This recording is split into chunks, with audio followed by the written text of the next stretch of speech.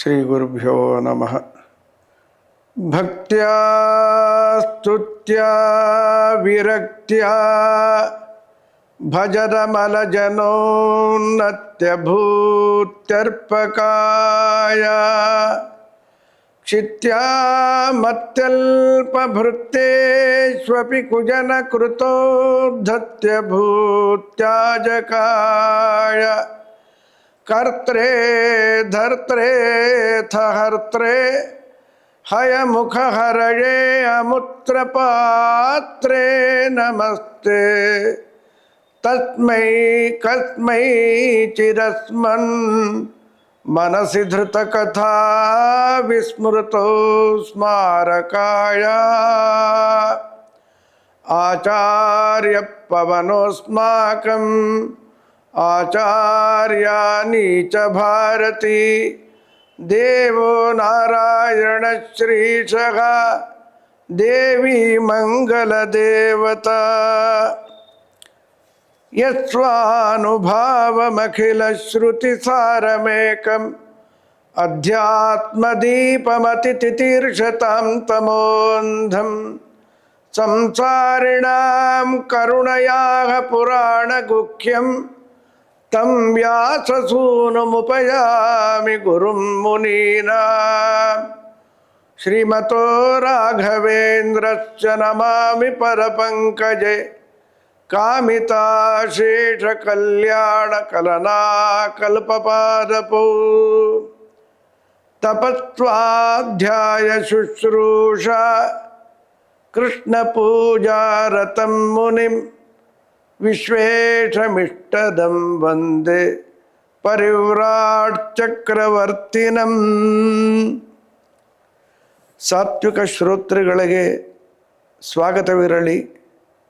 ಪಿತೃಪಕ್ಷವಾದ್ದರಿಂದ ಶ್ರಾದ್ದದ ಬಗ್ಗೆ ವಿಶೇಷವಾಗಿ ನಾವೇನು ಇವತ್ತು ನಿಮ್ಮಲ್ಲಿ ಪಕ್ಷ ನಡೀತಾ ಅಂತ ಕರೀತಾರೆ. ಪಕ್ಷ ಮಾಸದಲ್ಲಿ ಮಾಡುವ ಸಮಸ್ತ ಪಿತೃಗಳನ್ನು ಉದ್ದೇಶಿಸಿ ಈ ಕರ್ಮಕ್ಕೆ, ಶ್ರಾದ್ದ ಕರ್ಮಕ್ಕೆ ಎರಡೇ ಅಕ್ಷರ ಸಾಕು ಅಂತ ಪಕ್ಷ ಅಂತ ರೂಢಿಯಲ್ಲಿ ಬಂದು ಬಿಟ್ಟಿದೆ. ನಿತ್ಯ ಶ್ರಾದ್ದ ಅಂದರೆ ಸಾಂವತ್ಸರಿಕ ಶ್ರಾದ್ದ. ತಾಯಿಯದ್ದು ತಂದೆಯದ್ದು ಉದ್ದೇಶಿಸಿಕೊಂಡು ಶ್ರಾದ್ದ ಮಾಡುವ ವೇಳೆಯಲ್ಲಿ ಪುರೂರವ ಆರ್ದ್ರವ ಸಂಜ್ಞಕರಾದ ಪಿತೃಗಳು ಬರುತ್ತಾರೆ. ತಂದೆಯನ್ನು ಉದ್ದೇಶಿಸಿ ಮಾಡಿದರೂ ತಾಯಿಯನ್ನು ಉದ್ದೇಶಿಸಿ ಮಾಡಿದರೂ ಕೂಡ ಅವರು ಬರ್ತಾರೆ. ಇದು ನಿತ್ಯ ಕರ್ಮ ಅಂತ ಕರೆದಿದ್ದಾರೆ. ಇನ್ನು ಪಕ್ಷ ಅಂತ ಹೇಳಿದ್ರಷ್ಟೇ. ಈಗ ಇಲ್ಲಿ ಬರುವ ಪಿತೃದೇವತೆಗಳು ಅಂದರೆ ವಿಶ್ವೇದೇವ ಸ್ಥಾನದಲ್ಲಿ ಧುರಿಲೋಚನರು ಅಂತ ಇಬ್ಬರು ಬರ್ತಾರೆ. ಪಿತೃಗಳು 7 ಮಂದಿ ಇದ್ದಾರೆ. ಹರಿವಂಶದಲ್ಲಿ ಮೂರ್ತ ಪಿತೃಗಳು, ಅಮೂರ್ತ ಪಿತೃಗಳು ಎಂಬುದಾಗಿ ವಿಭಾಗ ಮಾಡಿ ಅವರ ಬಗ್ಗೆ ಸಾಕಷ್ಟು ವಿಚಾರಗಳನ್ನು ನಿರೂಪಣೆ ಆಗಿದೆ. ಷಣ್ಣವತಿ ಶ್ರಾದ್ದ ಅಂತ ಕರೆದಿದ್ದಾರೆ. ಷಣ್ಣವತಿಯಲ್ಲಿ 15 ದಿನ ನಾವೇನು ತರ್ಪಣ ಕೊಡುತ್ತೇವೆ, ಇದು ಸೇರಿಬಿಡುತ್ತೆ ಪಕ್ಷಮಾಸರ ಶ್ರಾದ್ದವೂ ಕೂಡ. ಸಕರನ್ ಮಹಾಲಯ ಶ್ರಾದ್ದ ಅಂತ ಸಂಕಲ್ಪ ಮಾಡಿದಾಗ ಸಮಸ್ತ ಪಿತೃಗಳನ್ನು ಉದ್ದೇಶಿಸಿ ಕಾರುಣಿಕ ಪಿತೃಗಳಿಗೂ ಕೂಡ ಪಿಂಡ ಪ್ರದಾನ ಮಾಡಿ ಸಮಸ್ತ ಪಿತೃಗಳಿಗೆ ತರ್ಪಣವನ್ನು ಕೊಡೋದು ಪಕ್ಷಮಾಸದಲ್ಲಿ 1 ದಿನ. 15 ದಿನವೂ ಪಿಂಡ ಪ್ರದಾನ ಮಾಡಿದ್ರೆ ಅಂದರೆ ಏಕಾದಶಿ ಬಿಟ್ಟು ಆಗ ಸಮಸ್ತ ಪಿತೃಗಳಿಗೂ ತರ್ಪಣವನ್ನು ಕೊಡಬಹುದು. ವರ್ಷಕ್ಕೆ ಒಮ್ಮೆ ಪಕ್ಷಮಾಸದಲ್ಲಿ ಸಮಸ್ತ ಪಿತೃಗಳನ್ನು ಉದ್ದೇಶಿಸಿಕೊಂಡು ಶ್ರಾದ್ದ ಮಾಡೋದೇ ಕಷ್ಟ. 15 ದಿನವೂ ಪಿಂಡ ಪ್ರದಾನ ಮಾಡಿರಿ ಅಂತ ಹೇಳಿದ್ರೆ ಹೇಗಾರೀತು? 1 ದಿನ ಮಾಡಿ ಅವತ್ತು ಸಮಸ್ತ ಪಿತೃಗಳಿಗೂ ಕೂಡ ತರ್ಪಣವನ್ನು ಕೊಟ್ಟು 3 ದಿನ ಬ್ರಹ್ಮಚರ್ಯದಿಂದ ಇರಬೇಕು. ಈ ಪಕ್ಷಮಾಸವಾದ್ದರಿಂದ 15 ದಿನವೂ ಬ್ರಹ್ಮಚರ್ಯ ಅದು ಕಡ್ಡಾಯ ಮಾಡಲೇಬೇಕಲ್ಲಿ.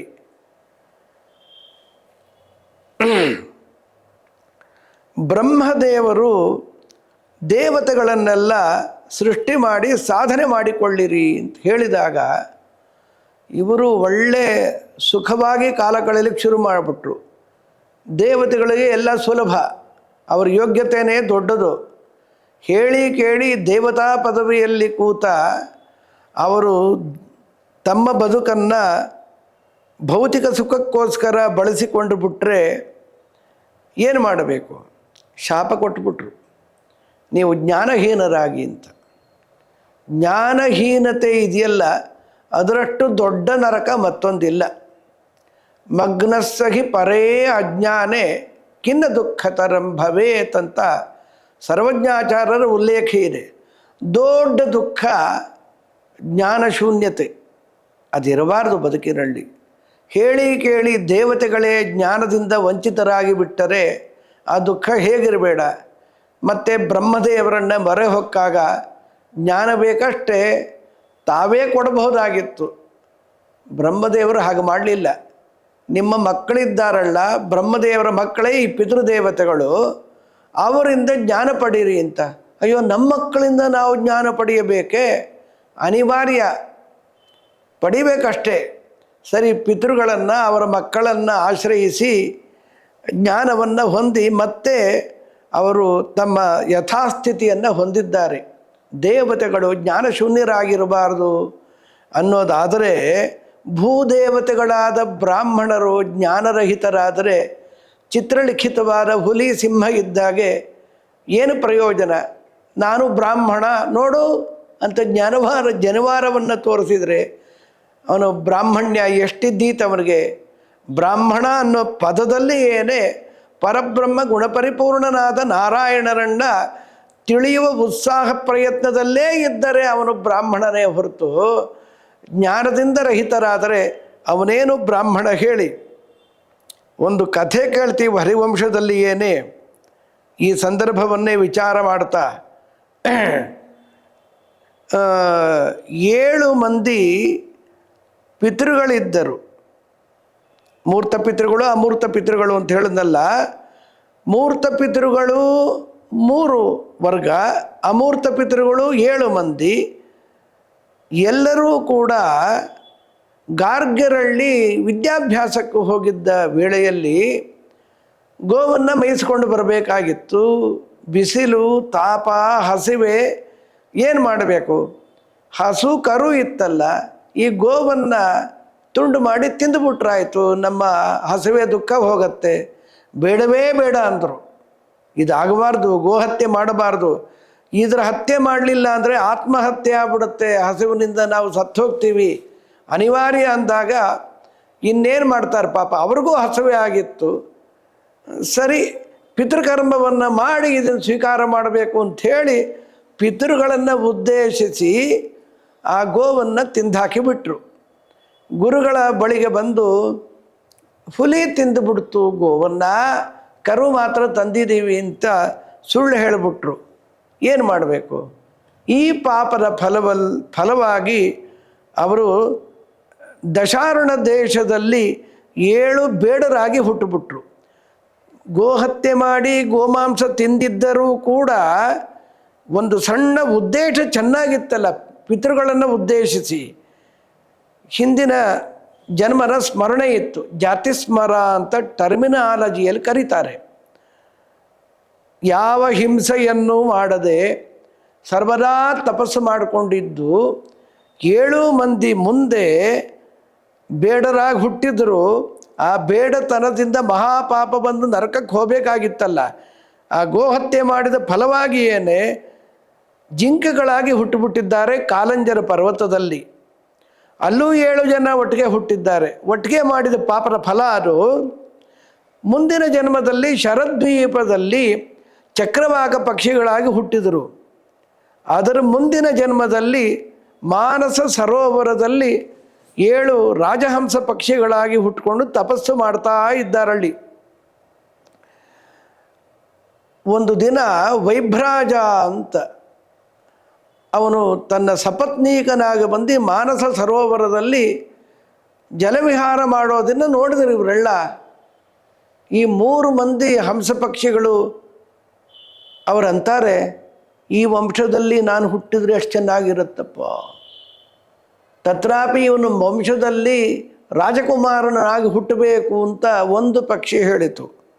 ಇನ್ನೆರಡು ಪಕ್ಷಿಗಳಂಥವು ಮೂರ್ತ ಪಿತೃಗಳೇ ಇವರು, ನೀನು ರಾಜನಾದರೆ ನಿಮಗೆ ಮಂತ್ರಿಗಳಾಗಿ ನಾವು ಹುಟ್ಟುತ್ತೇವೆ ಅಂದರು. ಈ 4 ಮಂದಿ ನೋಡಿದ್ರು, ಸಿಟ್ಟು ಬಂತು. ಗೋಹತ್ಯೆ ಮಾಡಲಿಕ್ಕೆ ಹೊರಟವರು ನೀವು, ನಿಮ್ಮ ಜೊತೆ ಸೇರಿ ನಾವು ಈಗ ಭ್ರಷ್ಟರಾಗಿ ಒದ್ದಾಡ್ತಾ ಇದ್ದೇವೆ, ಇನ್ನೂ ದುರ್ಬುದ್ಧಿ ಹೋಗಿಲ್ಲ, ಸ್ವಲ್ಪದರಲ್ಲೇ ನಮ್ಮ ಗತಿಯನ್ನು ಹೊಂದಿಬಿಡ್ತಾ ಇದ್ದರೆ ಇಷ್ಟು ಚಾಂಚಲ್ಯವ ನಿಮಗೆ, ನೀವು ಹಾಗೇ ರಾಜನಾಗಿ ಹುಟ್ಟು ನೀನು ಮಂತ್ರಿಗಳಾಗಿ ಹುಟ್ಟು ಅಂತ ಅವ್ರನ್ನ ನಿಂದಿಸಿಬಿಟ್ಟು ಒಂದು ರೀತಿ ಶಾಪ ಇದ್ದ ಹಾಗೆ. ಇವರು ಕುರುಕ್ಷೇತ್ರದಲ್ಲಿ ಬ್ರಹ್ಮದತ್ತ ಅಂತ ರಾಜಕುಮಾರನಾಗಿ ಹುಟ್ಟಿದ್ದಾನೆ. ಅವನ ಮಂತ್ರಿಗಳಾಗಿ ಈ ಮಿಕ್ಕ 2 ರಾಜಹಂಸಿ ಪಕ್ಷಿಗಳು ಇವೆ. ಒಮ್ಮೆ ಏನಾಯಿತು ಅಂದರೆ, ಒಂದು ಇರುವೆಯ ಧ್ವನಿ ಅವನಿಗೆ ಅರ್ಥವಾಗ್ಬಿಡ್ತು. ಪ್ರಾಣಿ ಭಾಷೆಗಳು ಎಲ್ಲ ಗೊತ್ತಿತ್ತು. ಕೈಕೇಯಿ ತಂದೆ ಅಶ್ವಪತಿಗೆ ಗೊತ್ತಿತ್ತು ಅಂತ ರಾಮಾಯಣದಲ್ಲಿ ಕೇಳ್ತೀವಲ್ಲ, ಹಾಗೆ ಪ್ರಾಣಿ ಋತ ಅಂತ ಕರೀತಾರೆ. ಅದರ ಜ್ಞಾನ ಇತ್ತು ಅವನಿಗೆ. ಅದು ಏನೋ ನೋಡಿ ನಕ್ಕಬಿಟ್ಟ. ಹೆಂಡತಿ ಕೇಳಿದ್ಲು, ಯಾಕೆ ನಕ್ಕರಿ? ಇಲ್ಲ, ಇರುವೆ ಮಾತು ಕೇಳಿ ನಗು ಬಂತು, ಅವುಗಳಿಗೂ ರಾಗದ್ವೇಷ ಅದಿಗಳ ಅಂತ. ಏನು ಸುಳ್ಳು ಹೇಳ್ತೀರ್ರಿ ನೀವು ಅಂತ ಗಂಡನನ್ನ ಒಂದು ರೀತಿ ತಿರಸ್ಕಾರ ಮಾಡಿಬಿಟ್ಲು. ಇಷ್ಟು ಅನ್ಯೋನ್ಯವಾಗಿದ್ದ ನಾವು ಇವತ್ತು ನಾನು ನಿಜ ಹೇಳಿದ್ರು ಇಷ್ಟು ತಿರಸ್ಕಾರ ಮಾಡ್ತಾಳಲ್ಲ ಅಂಥೇಳಿ ಅರಮನೆಯಿಂದ ದೂರ ತೆರಳಿ 6 ದಿನ ಏಕಪ್ರಕಾರವಾಗಿ ಉಪವಾಸದಿಂದ ತಪಸ್ಸು ಮಾಡಿಬಿಟ್ಟ. ಆಗ ದೇವರು ಪ್ರಕಟನಾಗಿ, ಪರಮಾತ್ಮ ಇವತ್ತು ನಿನಗೆ ಒಳ್ಳೆ ಸುದ್ದಿ ಕಿವಿಗೆ ಬೀಳತ್ತೆ, ನೀನು ಧನ್ಯನಾದಿ ಅಂತ ಹೇಳ್ಬಿಟ್ಟು ಅವನಿಗೆ ಕೊಟ್ಟು ಕಳುಹಿಸಿಬಿಟ್ಟಿದ್ದಾನೆ.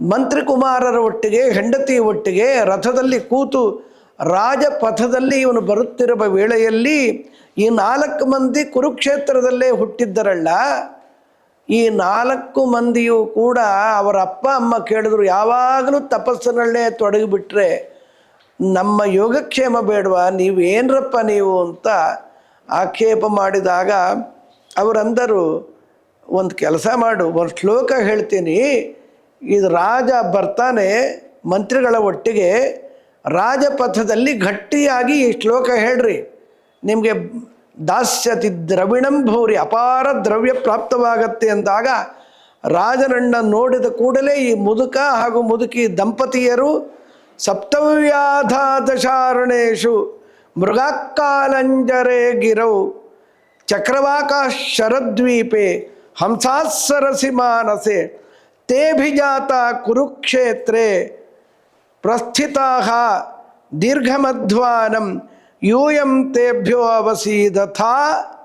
ಇದು ಎಲ್ಲ ಶ್ರಾದ್ದದಲ್ಲಿಯೂ ಕೂಡ ಇದನ್ನು ಹೇಳೋದು ಇದೆ, ಮಹಾಪುಣ್ಯ ಇದೆ. ಶ್ರಾದ್ದ ಕಲ್ಪದಲ್ಲಿ ನಿಯಮೇನೆ ಇದನ್ನು ಉಚ್ಚಾರಣೆ ಮಾಡೋದು.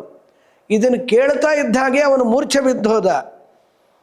ಆಗ ಯಾರಪ್ಪ ಅವರು ಅಂತ ಅರಮನೆಗೆ ಕರ್ಕೊಂಡ ಮೇಲೆ ಈ ಶ್ಲೋಕವನ್ನು ಹೇಳಿದನ್ನು ಕರ್ಕೊಂಬಂತೆ ಮಕ್ಕಳು ಹೇಳಿದಂತೆ ಬೇಕಾದಷ್ಟು ಸಂಪತ್ತನ್ನು ಹೊಂದಿ ಅವನು ಕೃತಾರ್ಥರಾಗ್ತಾರೆ. ಅವರು ಆನಂದವಾಗಿ ಮಕ್ಕಳು ಕೂಡ ಉದ್ಧಾರ ಆಗ್ಬಿಟ್ರು ಅಂತ ಹರಿವಂಶದಲ್ಲಿ ನಾವು ಕೇಳ್ತೇವಲ್ಲಿ.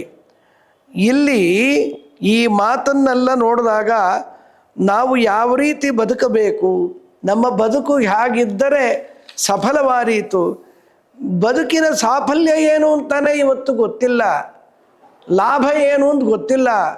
ಸಾಫಲ್ಯ ಅರ್ಥಾತ್ ಇದರ ಲಾಭವೆಂದರೆ ಎಲ್ಲೋ ಇನ್ವೆಸ್ಟ್ ಮಾಡಿ 1000 ಇದ್ದದ್ದು ಕೋಟಿ ಸಂಪಾದನೆ ಮಾಡೋದು ಲಾಭವೆಂದುಕೊಂಡರೆ, ತತ್ರಾಪಿ ಬ್ರಾಹ್ಮಣಸ್ಯ ಚ ದೇಹೋಯಂ ಕ್ಷುದ್ರಕಾಮಾಯನೇಶ್ಚ ಕೃಚ್ಛ್ರಾಡ್ಯ ತಪಸೇ ಚೇಹ ಪ್ರೇತ್ಯಾನಂತ ಸುಖಾಯ ಚ.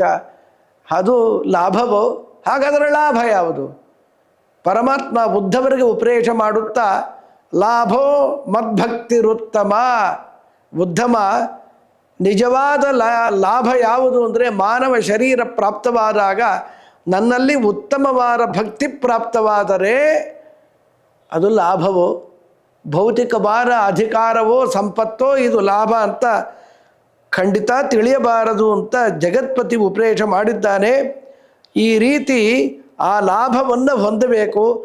ಆ ಲಾಭವಾಗಬೇಕಾದರೆ ನಮ್ಮ ಬದುಕಿ ಹಾಗಿರಬೇಕು. ಪಿತೃಕರ್ಮ ಯಾತಕ್ಕೆ ಅಂತ ಕೇಳ್ತಾರೆ. ದದ್ಯಾತ್ ಪ್ರವಸತ ಶ್ರಾದ್ದಂ ನತು ಪಥ್ಯಶನಂ ಭವೇತ್ ಎಂಬುದಾಗಿ ಜಾಬಾಲಿಗಳು ಶ್ರೀರಾಮಚಂದ್ರನಲ್ಲಿ ಒಂದು ರೀತಿ ರಾಮ ಹೇಗಾದರೂ ಅರಮನೆಗೆ ಬರಲಿ ಎಂಬ ಕಾಳಜಿಯಿಂದ ಯಾರೋ ಮಾಡಿದ ಶ್ರಾದ್ದ ಇನ್ಯಾರಿಗೋ ತಲುಪೋದಾದ ಪಕ್ಷದಲ್ಲಿ ಇದೇನಿದು, ನಾವು ಬಹಳ ದೂರ ಹೋಗಬೇಕಾಗಿರುತ್ತೆ ಬದಲಿಗೆ, ಅಲ್ಲಿ ಸರಿಯಾದ ಊಟ ಸಿಗೋದಿಲ್ಲ, ಅನ್ನನೇ ಅಕ್ಕಿನೇ ಬೇಯೋದಿಲ್ಲ, ಸರಿಯಾದ ಅನ್ನ ಆಗೋದಿಲ್ಲ. ಸ್ವಾಮಿ ಈ ಡೇಟಲ್ಲಿ ನಾನು ಬದಲಿಗೆ ಹೋಗಿರ್ತೇನೆ, ನನ್ನ ಹೆಸರದಲ್ಲಿ ಒಂದಿಷ್ಟು ಪಿಂಡ ಪ್ರದಾನ ಮಾಡಿಬಿಡ್ರಿ, ಖರ್ಚು ಕಡಿಮೆ, ನಮ್ಮ ಮನೇಲಿ ನನಗೆ ತೃಪ್ತಿ ಆಗತ್ತೆ. ಇಲ್ಲಿ ಬ್ರಾಹ್ಮಣರಿಗೆ ಹೊಟ್ಟೆ ತುಂಬಿತು, ನನಗೂ ಹೊಟ್ಟೆ ತುಂಬತ್ತೆ, ಊಟ ಒಂದಾದರೂ ಕೂಡ ಇಬ್ಬರು ಹೊಟ್ಟೆ ತುಂಬತ್ತಲ್ಲ ಅಂತ ಯಾರಾದರೂ ಮಾಡ್ತಾರಿಯೇ ಅಂತ ಜಾಬಾಲಿಗಳು ಹೇಳಿದಾಗ ರಾಮಚಂದ್ರ ಕೋಪದ ವಿಡಂಬನೆಯನ್ನು ಮಾಡಿ ಗದರಿಸ್ತಾನೆ. ಏನ್ರಿ ನಾಸ್ತಿಕ್ಯವನ್ನು ಹೇಳ್ತೀರಿ, ತೂಕಡಿಸಿಬವನಿಗೆ ಹಾಸಿ ಕೊಟ್ಟಾಗ ಈ ಮಾತು ಆಡಬಹುದಾ? ಮಂತ್ರಿಸ್ಥಾನದಲ್ಲಿದ್ದು ರಾಮಚಂದ್ರ ನಚ ನಾಸ್ತಿಕೋಹಂ, ಅವರಂತಾರೆ ಜಾಬಾಲಿಗಳು, ನಾನು ನಾಸ್ತಿಕನಲ್ಲ, ನೀನು ಅರಮನೆಗೆ ಬರಬೇಕು ಅಂತ ಹೇಳಿದ್ದು ಅಷ್ಟೇ ಸ್ವಾಮಿ, ಕಳಕಳಿ ಬೇರೆ ಏನೂ ಇಲ್ಲ ಅಂತ ಹೇಳ್ತಾರೆ. ಪಿತೃಕರ್ಮ ಮಾಡ್ತೀವಲ್ಲ, ಅವತ್ತು ಅವರು ಯಾವುದೇ ಯೋನಿಯಲ್ಲಿದ್ದರೂ ಕೂಡ ನಮ್ಮ ತಂದೆ ತಾಯಿಗಳ ಉದ್ದೇಶದಿಂದ ಮಾಡಿದ್ರೆ, ಸರ್ವಪಿತೃಗಳನ್ನು ಉದ್ದೇಶಿಸಿ ಮಾಡಿದ್ರು ಕೂಡ ಇಲ್ಲಿ ಬ್ರಾಹ್ಮಣರು ಹೊಟ್ಟೆ ತುಂಬತ್ತೆ. ಅಲ್ಲಿ ಶ್ರಾದ್ದದಲ್ಲಿ ವಸು ರುದ್ರ ಆದಿತ್ಯ ತದಂತರ್ಗತ ಭಾರತೀರಮಣ ಮುಖ್ಯ ಪ್ರಾಣ ಪಿತೃಂತರ್ಗತ ವಸು ರುದ್ರ ಆದಿತ್ಯಾಂತರ್ಗತ ಪ್ರದ್ಯುಮ್ನ ಸಂಕರ್ಷಣ ವಾಸುರೇವ ರೂಪಿ ಪರಮಾತ್ಮ ತೃಪ್ತಿಯನ್ನು ಕೊಡುತ್ತಾನೆ, ಆಪ್ಯಾಯನವನ್ನು ಉಂಟು ಮಾಡೋದು ಅಂತ ಶ್ರಾದ್ದದ ಭಾಷೆ. ದೇವರು ಕಾರುಣ್ಯ ಇರು. ಯಾರ ಮನೆಯಲ್ಲಿ ಶ್ರಾದ್ದವು ಸರಿಯಾಗಿ ನೆರವೇರುತ್ತೋ ಅಲ್ಲಿ ಸುಖ, ಶಾಂತಿ, ನೆಮ್ಮದಿ ಎಲ್ಲ ಕೊಡ್ತಾನೆ ಸ್ವಾಮಿ. ಪಿತೃಕರ್ಮ ಶ್ರೇಷ್ಠವೋ ದೇವಕರ್ಮ ಶ್ರೇಷ್ಠವೋ ಅಂತ ಹೇಳಿದ್ರೆ ಪಿತೃಕರ್ಮವೇ ಶ್ರೇಷ್ಠ ಅಂತ ಹೇಳುತ್ತೆ, ಪಿತೃಗಳು ಶ್ರೇಷ್ಠ ಅಂತಲ್ಲ.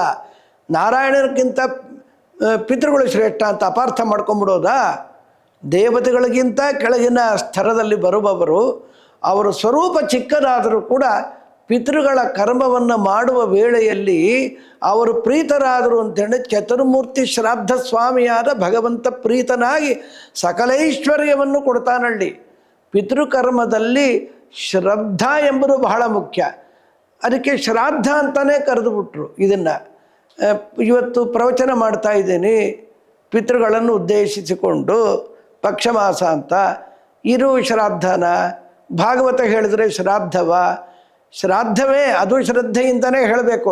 ಆದರೆ ಶ್ರಾದ್ದ ಎಂಬುದಾಗಿ ಶ್ರಾದ್ದ ಪದ ರೂಢ ಅಲ್ಲಿಲ್ಲ. ಯಾಕಿಲ್ಲ ಗೊತ್ತಾ? ಶ್ರದ್ಧಾ ಲೋಪವಾದ ಮಾತ್ರಕ್ಕೆ ಕರ್ಮಲೋಪವಾಗೋದಿಲ್ಲ. ಶ್ರಾದ್ದದಲ್ಲಿ ಒಂದು ಚೂರು ವ್ಯತ್ಯಾಸ ಆಯಿತು ಅಂದರೂ ಕೂಡ ನಿರಾಶಾ ಪಿತರೋಗತಾಹ ಅಂತ ಪ್ರಸಿದ್ಧ ಮಾತಿದೆಯೋ ಇಲ್ಲ. ಶ್ರಾದ್ದದಿಂದ ಹೊಸ್ತಿಲಿಗೆ ರಂಗೋಲಿ ಹಾಕೋ ಹಾಗಿಲ್ಲ, ದೇವರ ಮುಂದೆ ಹಾಕೋದು ಅಷ್ಟೇ ಹೊರತು ಮನೆ ಮುಂದೆ ರಂಗೋಲಿ ಹಾಕೋದು, ಹಸುವಿಗೋ ಮತ್ತು ಭಿಕ್ಷುಕರಿಗೋ ಭಿಕ್ಷೆ ಕೊಟ್ಟರೆ ಪಿತೃಗಳು ತೃಪ್ತರಾಗಿ ಹೊರಟೋಗ್ತಾರಂತೆ. ಅಥವಾ ನಿರಾಶಾಹ, ಅಯ್ಯೋ ದೇವರೇ ವಿವೇಕವಿಲ್ಲದೆ ಈ ಕೆಲಸ ಮಾಡಿದ್ರಲ್ಲ ಅಂಥೇಳ್ಬಿಟ್ಟು ದುಃಖಿತರಾಗಿ ಹೊರಟೋಗ್ತಾರೆ. ಅವ್ರ ದುಃಖ ಆಗತ್ತೋ ಬಿಡುತ್ತೋ, ಪಿತೃದೇವತೆಗಳಿಗೆ ಆಗೋದಿಲ್ಲ, ನಮಗಂತೂ ಆಗತ್ತೆ. ಅವರ ನೋವಿದೆಯಲ್ಲ ಈ ಕರ್ತೃಗಳಿಗೆ ಉಂಟಾಗಿ ಬಿಡುತ್ತದೆ. ಶಶಾದ ಅಂತ ಒಬ್ಬ ಪಾಪ, ಅವನ ಹೆಸರು ನನ್ನ ಬಾಯಿಂದ ಅದೇ ಬರುತ್ತೆ. ಅವರ ಅಪ್ಪ ಇಟ್ಟ ಹೆಸರು ವಿಕುಕ್ಷಿ ಅಂತ, ಇಕ್ಷ್ವಾಕುವಿನ ಮಗ. ಅವನು ಅಷ್ಟಕ ಶ್ರಾದ್ದ ಇತ್ತು. ಶ್ರಾದ್ದಕ್ಕೆ ಒಂದಿಷ್ಟು ಮೊಲಗಳನ್ನು ತೆಗೆದುಕೊಂಡು ಭಾಳ ಶ್ರೇಷ್ಠ ಮೊಲವನ್ನು ಕೊಂದಾಕಿ ಅದರ ಮಾಂಸದಿಂದ ಕಲಿಯುಗದಲ್ಲಿ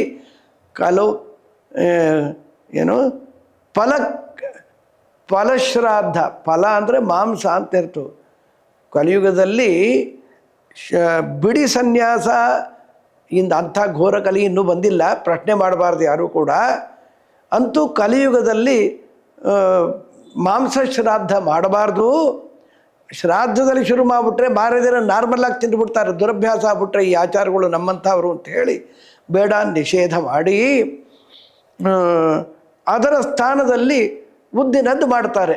ಪ್ರಕೃತದಲ್ಲಿ ಇವನು ಕೃತಿಯುಗವಾದ್ದರಿಂದ ವಡೆ ಮಾಡ್ತೀವಲ್ಲ ಬುದ್ಧಿನದ್ದು. ಅವನು ಮಲ ತರ್ತಾ ಇದ್ದ, ಆಯಾಸ ಆಗಿತ್ತು, ಬಿಸಿಲು ಏನು ತೊಂದರೆ ಆಗಿತ್ತು, ಒಂದು ಮಲವನ್ನು ತಿಂದಾಕ್ಬಿಟ್ಟು ಮಿಕ್ಕ ಮಲಗಳನ್ನು ಅಡುಗೆ ಕೊಟ್ಟ. ವಸಿಷ್ಠರಂದರು, ಏನೋ ಮಹಾರಾಜ ಉಚ್ಚಿಷ್ಟ ಆಗ್ತಾ ಇದೆಯಲ್ಲೋ. ಅದಕ್ಕೆ ಶ್ರಾದ್ದಕ್ಕೋಸ್ಕರ ನಮ್ಮಂಥವ್ರ ಮನೆಯಲ್ಲಿ ಅವತ್ತಿನ ಶ್ರಾದ್ದಕ್ಕೆ ಏನು ಅಡುಗೆ ಬೇಕೋ ಸಪ್ರೇಟಾಗಿ ತಂದುಬಿಡ್ಬೇಕು. ನೆನ್ನೆ ದಿನ ಉಪಯುಕ್ತವಾದದನ್ನೆಲ್ಲ ತರೋದು, ಇದು ಮಾಡೋದು ಅದು ಸರಿಯಲ್ಲ ಅಂತ ಹೇಳ್ತಾರಳ್ಳಿ. ಅವನಿಗೆ ಬಹಿಷ್ಕಾರ ಹಾಕ್ಬಿಟ್ರು, ರಾಜ್ಯದಿಂದ ಹೊರಗೆ ಹಾಕ್ಬಿಟ್ರು ಅವನ ವಿಗುಕ್ಷಿಯನ್ನು. ಶಶಾದ ಅಂತ ಊರವರೆಲ್ಲ ಕರೆಯೋಕ್ಕೆ ಶುರು ಮಾಡಿಬಿಟ್ರು. ಮುಂದೆ ಇಕ್ಷ್ವಾಕು ಮಹಾರಾಜ ಸ್ವರ್ಗಕ್ಕೆ ಹೋದ ಮೇಲೆ ಇವನನ್ನೇ ತಂದು ರಾಜ್ಯದಲ್ಲಿ ಕೂಡಿಸುತ್ತಾರೆ. ಇಷ್ಟು ತಾತ್ಪರ್ಯ. ಬಹಳ ಶ್ರದ್ಧೆಯಿಂದ ಈ ಕರ್ಮವನ್ನು ಮಾಡಬೇಕು. ಹೇಗೇಗೋ ಮಾಡ್ತೀನಿ ಅಂದ್ರೆ ಆಗೋದಿಲ್ಲ. ಬಹಳ ಶ್ರದ್ಧೆ ಮುಖ್ಯ. ಶ್ರದ್ಧಾ ಲೋಪವಾಗಬಾರದು. ಅಕ್ರೋಧನೈಹಿ ಶೌಚಪರೈಹಿ ಅಂತಾರೆ. ಕರ್ತೃ ಅಥವಾ ಪುರೋಹಿತರು ಅಷ್ಟೇ ಅನ್ಕೊಳ್ಳಿ. ಮುಖ್ಯವಾಗಿ ಕರ್ತ ಕೋಪ ಮಾಡ್ತಾ ಕೂತಿರಬಾರ್ದು. ಹಾರಾಡ್ತಾ ಇರ್ತಾರೆ, ಚೀರಾಡ್ತಾ ಇರ್ತಾರೆ. ಮಕ್ಕಳು ಮೊಮ್ಮಕ್ಕಳ ಮೇಲೆ ಕೋಪ ಮಾಡ್ಕೊಂಡು ಕೂತಿದ್ರು ಹೇಗ್ರಿ? ಅವರು ಹತ್ಲ ಕಡೆಯಿಂದ ಬರಲಿ, ಉತ್ತರ ದ್ವಾರದಿಂದ ಮನೆ ಒಳಗೆ ಬರ್ತಾ ಇರಲಿ, ಅವ್ರು ನೋಡಲೇಬಾರ್ದು. ನಾವು ದಕ್ಷಿಣಕ್ಕೆ ಮುಖ ಮಾಡಿಕೊಂಡು ಶ್ರದ್ಧೆಯಿಂದ ಆ ಕರ್ಮವನ್ನು ಮಾಡಬೇಕು. ಈ ಶ್ರಾದ್ದ ಕರ್ಮದಲ್ಲಿ ಯಾರನ್ನ ಕರಿಬೇಕು ಅಂತಾರೆ ಗೊತ್ತಾ? ಜ್ಞಾನನಿಷ್ಠಾಯ ದೇಯಾನಿ ಕಾವ್ಯಾನಿ ಅನಂತ್ಯಮಿಚ್ಛತ. ನಿನಗೆ ಮೋಕ್ಷ ಬೇಕಲ್ವಾ? ಜ್ಞಾನಿಗಳನ್ನು ಕರಿ. ನಮಗೆ ಅವರು ಅಪ್ಪನ ಶ್ರಾದ್ದಕ್ಕೆ ಕರೆದಿದ್ರು, ನಾವು ಕರಿತೀವಿ ಅಂದರೆ ನೀನೊಂದು ಮೂರ್ಖ, ಅವನೊಂದು ಮೂರ್ಖ. ಕರೆಯಬೇಕಾದರೆ ಅವನಿಂದ ಏನು ಉಪಕಾರ ಆಯಿತು? ಉಪಕೃತರ ಉಪಕಾರವನ್ನು ಮಾಧ್ಯಮದಲ್ಲಿ ಇಟ್ಕೊಂಡು ಕರೆದ್ರೆ ಶ್ರಾದ್ದ ಲೋಪವಾಗಿ ಬಿಡುತ್ತದೆ. ಹಾಗೆ ಮಾಡಬಾರ್ದಲ್ಲಿ. ದುರಾಚಾರ ಅನಾಚಾರವುಳ್ಳವರನ್ನು ಕರೆಯಲೇಬಾರ್ದಂತಲ್ಲಿ. ಈ ಪಿತೃಗಳು ಗಣಪತಿಗಿಂತ ಶೀಘ್ರವಾಗಿ ಫಲ ಕೊಡುವವರು ನೋಡ್ತೀವಿ ನಾವು. ಕ್ಷಿಪ್ರಪ್ರಸಾರ ಅಂತ ಗಣಪತಿ ಕರೆದರೆ ಇನ್ನೂ ಬೇಗ ವರವನ್ನು ಕೊಡುವವರು ಈ ಪಿತೃಗಳಾದ್ದರಿಂದ ಶುಚಿಯಾಗಿ ಇದ್ದು ಶೌಚಪರೈಹಿ ಅಂತ ಹೇಳ್ತಾರಲ್ಲ, ಕೆಟ್ಟ ಕೆಟ್ಟ ಪದಗಳನ್ನು ಬಳಸಲೇಬಾರದು. ಕೆಟ್ಟ ಪದಗಳನ್ನು ಬಳಸಬಾರ್ದು, ಕೋಪತಾಪಾದಿಗಳಿರಬಾರ್ದು. ಹಾಗೆ ಕಡಲೆಬೇಳೆ ಕೋಸಂಬರಿ ಮಾಡಿಬಿಡೋದು, ಶ್ರಾದ್ದದಲ್ಲಿ ಆಂಬೊಡೆ ಮಾಡೋದು ನಿಷಿದ್ಧ, ಕುಂಬಳಕಾಯಿ ಹುಳಿಗ ಮಾಡೋದು ನಿಷಿದ್ಧ. ಕುಂಬಳಕಾಯಿ ನಿಷಿದ್ಧ ನೋಡಿಬೇಕಾರೆ. ಹೆಸರು ಬೇಳೆ ಬಹಳ ಶ್ರೇಷ್ಠ. ಪಾಪ ಬಂದ ಬ್ರಾಹ್ಮಣರುಗಳು ನೊಂದ್ಕೊಂಡ್ಬಿಡ್ಬಾರ್ದು ಅಂತ ಭೂರಿ ಭೋಜನಕ್ಕೆ ಮಾಡಿರಿ.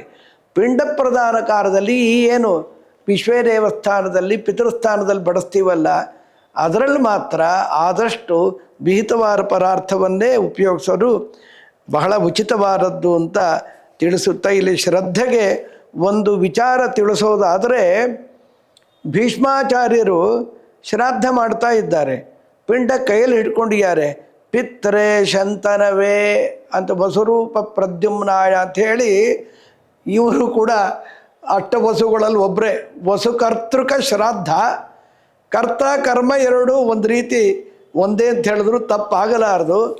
ಆಗ ಕಂಕಣದಿಂದ ಅಲಂಕೃತವಾದ ಒಂದು ಸುಂದರವಾದ ಬಾಹು ಕೈ ಇಷ್ಟು ಬಂತು ಮೇಲೆ. ಏನು ಮಾಡಲಿ? ನಮ್ಮ ಅಪ್ಪಂದೇ ಕೈ, ಚಿರಪರಿಚಿತವಾದದ್ದು. ಇಲ್ಲಿಡ್ಲೋ ಬೇಡೋ? ಇದು ಕಲ್ಪದಲ್ಲಿಲ್ಲ. ಶ್ರಾದ್ದ ಕಲ್ಪದಲ್ಲಿ ದರ್ಭೆ ಮೇಲಿಡಬೇಕು ಅಂತಿದೆಯೇ ಹೊರತು ಕೈಗೆಲ್ಲ ದಾಕ್ಷಿಣ್ಯದಿಂದ ಬಾಯಿಗೆ ಹಾಕ್ಬಿಡೋದು, ಆಚಾರ ಬಾಯಲ್ಲಿ ತಗೊಳ್ಳಿ ಪಿಂಡ ಅಂತ ಹೀಗೆಲ್ಲ ಮಾಡಬಾರ್ದು ಅಂಥೇಳಿ ಕೈಯಲ್ಲಿ ಕೊಡಲಿಲ್ಲ, ದರ್ಭೆ ಮೇಲೆ ಇಟ್ಟ.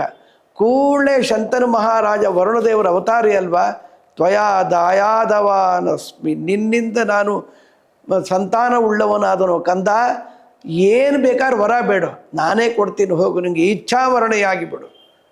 ತಂದೆ, ನನಗೆ ಶ್ರಾದ್ದದ ಬಗ್ಗೆ ಮತ್ತಷ್ಟು ತಿಳಿಯಬೇಕು ಅಂದಾಗ ವಿಚಾರ ಮಾಡಬೇಡ. ಶ್ರಾದ್ದದ ಬಗ್ಗೆ ಹೇಳಿಕೆ ಮಾರ್ಕಾಂಡೇಯರು ಬರ್ತಾರೆ ಅಂದರೆ ಅವರು ಬಂದು ಹೇಳಿದ್ರು, ನನಗೆ ಸನತ್ ಕುಮಾರರು ಮಾಡಿದ ಉಪದೇಶವನ್ನು ಹೇಳ್ತೀನಿ ಅಂತ ಹೇಳ್ಬಿಟ್ಟು ವಿಸ್ತಾರವಾಗಿ ಈ ಶ್ರಾದ್ದದ ವಿಚಾರವನ್ನು ಮಾರ್ಕಾಂಡೇಯರಿಗೆ ಸನತ್ ಕುಮಾರರು ನಿರೂಪಣೆ ಮಾಡಿದ್ರಲ್ಲ, ಶ್ರಾದ್ದ ಕಲ್ಪ ಅಂತಲೇ ಬರುತ್ತೆ. ಹರಿವಂಶದಲ್ಲಿ ಈ ಶ್ರಾದ್ದ ಕಲ್ಪವನ್ನು ಶ್ರವಣ ಮಾತ್ರದಿಂದ ಸಂತಾನ ಇಲ್ಲದೆ ಇದ್ದವ್ರಿಗೆ ಸಂತಾನ ಆಗಿಬಿಟ್ಟಿದೆ ರೀ, ಸೋಮೋತ್ಪತ್ತಿ. ಇದನ್ನೆಲ್ಲ ವಿಸ್ತಾರವಾಗಿ ನಿರೂಪಣೆ ಮಾಡಿದ್ದಾರಲ್ಲಿ. ತಂದೆ ತಾಯಿಗಳ ಪ್ರೀತಿಗೋಸುಗ ನಿಂದ್ಯ ಕರ್ಮವ ತೊರೆದು ವಿಹಿತಗಳೊಂದು ಮೀರದೆ ಸಾಂಗ ಕರ್ಮಗಳಾಚರಿಸುವರು. ವಂದನೀಯರಾಗಿಳೆಯೊಳಗೆ ದೈನಂದಿನದಿ ದೈಹಿಕ ಸುಖದಿಂದ ಬಾಳ್ವರು. ಬಹು ದಿವಸದಲ್ಲಿ ಕೀರ್ತಿಯುತರಾಗಿ. ತಂದೆ ತಾಯಿಗಳ ಪ್ರೀತಿಗೋಸ್ಕರ ನಾವು ದರ್ಭೆಯನ್ನು ಶ್ರಾದ್ದವನ್ನು ಉದ್ದೇಶಿಸಿಕೊಂಡು ಕಟ್ತೀವಲ್ಲ, ಓ ಇವನಿಗೆ ನೆನಪಿದೆಯಪ್ಪ ಅಂತ ಹೇಳ್ಬಿಟ್ಟು ಬಂದ್ಬಿಡ್ತಾರಂತೆ. ನನಗೇ ಇಲ್ಲ ಮಧ್ಯಾಹ್ನಕ್ಕೆ ನಿಮಗೇನು ಪಿಂಡ ಪ್ರದಾನ ಮಾಡಲಿ ಅಂತಂದರೆ ಒಂದು ಹಿಡಿ ಹುಲ್ಲನ್ನು ಕುತುಪ ಕಾಲದಲ್ಲಿ ಗೋವಿಗೆ ಕೊಟ್ಟುಬಿಟ್ರೆ ಸಾಕು, ಪಿತೃಗಳು ಪ್ರೀತರಾಗಿ ಬಿಡ್ತಾರೆ. ತಾರಣ ಅಂತ ಒಬ್ಬ ಬ್ರಾಹ್ಮಣ, ಕುಚೇಲನ ಹಿಂದಿನ ಜನ್ಮ, ಏನೂ ಇರಲಿಲ್ಲ, ಸಾಸಿವೆಯಿಂದನೇ ಶ್ರಾದ್ದ ನಿರ್ವಾಹ ಮಾಡಿಬಿಟ್ರ. ಅವ್ರಿಗೆ ಬಹಳ ಪ್ರೀತಿ ಆಗ್ಬಿಡ್ತು ಪಿತೃಗಳಿಗೆ, ಅಪಾರ ಸಂಪತ್ತು ಬಂತು. ಸಾಸಿವೆ ಶ್ರಾದ್ದ ಮಾಡಿದ್ರಿಂದಲ್ವೇ ಇಟ್ಟು ಸಂಪತ್ತು. ಅಷ್ಟು ಸಂಪತ್ತಿದ್ದಾಗಲೂ ಕೂಡ ಯಥಾ ಪ್ರಕಾರ ಸಾಸಿವೆಯನ್ನೇ ಬಳಸಿದ, ಬೇರೆ ಎಲ್ಲ ಬಿಟ್ಬಿಟ್ಟ. ದಾರಿದ್ರ್ಯ ಬಂದೋಯ್ತು. ಸುಧಾಮನಾದಾಗ ದೇವರಿಗೆ ಒಪ್ಪಿಡಿ ಅವಲಕ್ಕಿಯನ್ನು ಕೊಟ್ಟು ಮತ್ತೆ ಸಂಪತ್ತನ್ನು ಪಡಿತಾನೆ. ಮುಕ್ತಿಯೋಗ್ಯ ಚೇತನ, ಉತ್ತಮ ಅವನು ನಿಜ. ನಮ್ಮಂಥ ಅವರು ಶ್ರಾದ್ದದಲ್ಲಿ ವಿವೇಕವಿಲ್ಲದೆ ತಲೆಗೆ ತೋಚದಂತೆ ಮಾಡಿಬಿಡೋದು. ನಾವು ನಮ್ಮಪ್ಪನ ಶ್ರಾದ್ದ ಬರುತ್ತಲ್ರಿ, ಈ ಆಚಾರಗಳಿಗೆ ಯಾತಕ್ಕೆ ಹಾಕಬೇಕ್ರಿ ಅಂತ ಕೋಪದಿಂದ ಈ ಮಾತುಗಳು ಹೇಳಲಿಕ್ಕೆ ಸಂಕೋಚ ಆಗತ್ತೆ. ಹೋಟ್ಲಿಗೆ ಹೋಗಿ ವಡೆ ಇಡ್ಲಿ ತಿನ್ನಿಸ್ಬಂದ್ಬಿಡ್ತೀನಿ ಆಚಾರ್ಯ ನಾನು ಅಂದ. ಕಡೆಗೆ ನೀನು ವಡೆ ಇಡ್ಲಿ ಬೇಗ ತಿನ್ನಬೇಕಾಗತ್ತೆ ಅಂದ್ಕೊಂಡೆ ನಾನು. ಇಂಥ ಒಂದು ಆಮೇಲೆ ತಲೆಗೆ ತೋಚಿದಂತೆ ನಾವು ಮಾಡೋ ಶಾಸ್ತ್ರದಲ್ಲಿ ಏನು ಹೇಳುತ್ತೋ ತಸ್ಮಾತ್ ಶಾಸ್ತ್ರಂ ಪ್ರಮಾಣಂತೆ ಕಾರ್ಯಕಾರ್ಯ ವ್ಯವಸ್ಥೆ ಅಲ್ವಾ. ಕಾರ್ಯಕಾರ ವ್ಯವಸ್ಥೆ ಮಾಡೋದು ಶಾಸ್ತ್ರವೇ. ಆದ್ದರಿಂದ ನಮಗೆಲ್ಲ ಅರ್ಥ ಆಗೋದಿಲ್ಲ. ಎಲ್ಲವನ್ನೂ ಜಸ್ಟಿಫೈ ಮಾಡ್ರಿ ಆಚಾರ್ಯ ಅಂದರೆ ಸರ್ವಜ್ಞರೋ ನಾವು, ಅದು ಹೇಳಿದಂತೆ ಕೇಳಿಬಿಡ್ಬೇಕು. ನಾವು ಚಿಕ್ಕ ವಯಸ್ಸಲ್ಲಿದ್ದಾಗ ಮಂತ್ರಸ್ತೋತ್ರಗಳನ್ನು ಘಟ್ ಮಾಡಿದ್ವಿ. ಆಗ ಯಾಕಪ್ಪ ಘಟ್ ಮಾಡಬೇಕು, ಅರ್ಥ ತಿಳ್ಕೊಂಡ್ರೆ ಸಾಕ ಅಂತ ಹೇಳಿದ್ರೆ ಇವತ್ತು ಘಟ್ ಮಾಡಿದ್ದಕ್ಕೆ ಸುಖವಾಗಿದ್ದೀವಿ. ಆಮೇಲೆ 70 ವರ್ಷ ಆದಮೇಲೆ ಘಟ್ ಮಾಡೋಣ ಅಂದರೆ ನನ್ನ ಹೆಸರೇ ನಂಗೆ ಮರ್ತು ಹೋಗಿರುತ್ತೆ. ಹೊಸ ವಿಚಾರ ಎಲ್ರಿಗೆ ಘಟ್ ಮಾಡೋದಲ್ಲಿ ಅದಕ್ಕೋಸ್ಕರ ಶಾಸ್ತ್ರ ಹೇಳುತ್ತಲ್ಲ, ನಾವು ಬಾಲರು ಈಗ ಅದರಂತೆ ಸಾಗಿ ಆತ್ಮೋದ್ಧಾರವನ್ನು ಮಾಡಿಕೊಳ್ಳಬೇಕು. ಷಣ್ಣವತಿ ಎಂಬಕ್ಷರೆಡ್ಡನು ಷಣ್ಣವತಿ ನಾಮದಲ್ಲಿ ಕರೆಸುತ್ತ ತನ್ನವರು ಸದ್ಭಕ್ತಿಪೂರ್ವಕದಿಂದ ಮಾಡುತ್ತಿಹ ಪುಣ್ಯ ಕರ್ಮವ ಸ್ವೀಕರಿಸಿ ಕಾರುಣ್ಯ ಸಾಗರ ಸಲಹುವನು ಬ್ರಹ್ಮಣ್ಯ ದೇವ ಭವಾಬ್ಧಿಪೋತ ಬಹುಪ್ರಕಾರದಲ್ಲಿ. ಬ್ರಹ್ಮಣ್ಯ ದೇವ ನಮ್ಮ ಸ್ವಾಮಿ ಷಣ್ಣವತಿ ನಾಮಕನಾಗಿದ್ದು ಶ್ರಾದ್ದದಲ್ಲಿ ನೆಲೆಸಿ ಅವನು ಸ್ವೀಕಾರವೇ ಮಾಡದೇ ಇದ್ದರೆ ಗತಿ ಏನ್ರಿ. ನಾವು ಶ್ರಾದ್ದ ಪೂಜೆ ಎಲ್ಲ ಮಾಡಿ ಕರುಣೋ ವೃಣೀತೆ, ವಾಟ್ ಈಸ್ ದ ಕನ್ಸರ್ನ್ ಅಂದ. ನಾವು ಮಾಡುವ ಸತ್ಕರ್ಮಗಳ ಉದ್ದೇಶ ಏನು, ದೇವರು ಪ್ರೀತನಾಗಲಿ ಅಂತ. ಅವನು ಪ್ರೀತನಾಗದೇ ಹೋದ ಪಕ್ಷದಲ್ಲಿ ನಾವು ಮಾಡಿದಲೇ ವ್ಯರ್ಥವಾಗಿ ಬಿಡಲ್ವಾ. ಅವನು ಪ್ರೀತನಾಗಲಿ. ಅವನು ಪ್ರೀತನಾದರೆ ಕಿಮಲಭ್ಯಂ ಭಗವತಿ ಪ್ರಸನ್ನೆ ಶ್ರೀನಿಕೇತನೆ ಅನ್ನೋದು ಚರ್ವಣವಾಗಿ ನಾವೆಲ್ಲ ಕೇಳ್ತಾನೇ ಇರ್ತೀವಿ. ಆದ್ದರಿಂದ ಚತುರ್ಮೂರ್ತಿ ಶ್ರಾದ್ದ ರೂಪಿಯಾದ ಶ್ರೀಹರಿ ಪ್ರೀತನಾಗಲಿ ಈ ವಾಕ್ಕುಸುಮಗಳಿಂದ ಅಂತ ಹೇಳುತ್ತಾ, ಈ ವಾಕ್ಕುಸುಮಗಳ ಮತ್ತೊಮ್ಮೆ ಅಸ್ಮದ್ ಗುರುವಂತರ್ಗತ ಭಾರತೀ ರಮಣ ಮುಖ್ಯ ಪ್ರಾಣ ಅಂತರ್ಗತ ಜನಾರ್ದನ ವಾಸುದೇವನಹಳ್ಳಿ ಅರ್ಪಣೆ ಮಾಡಿ ಕೃಷ್ಣ ಅರ್ಪಣೆ.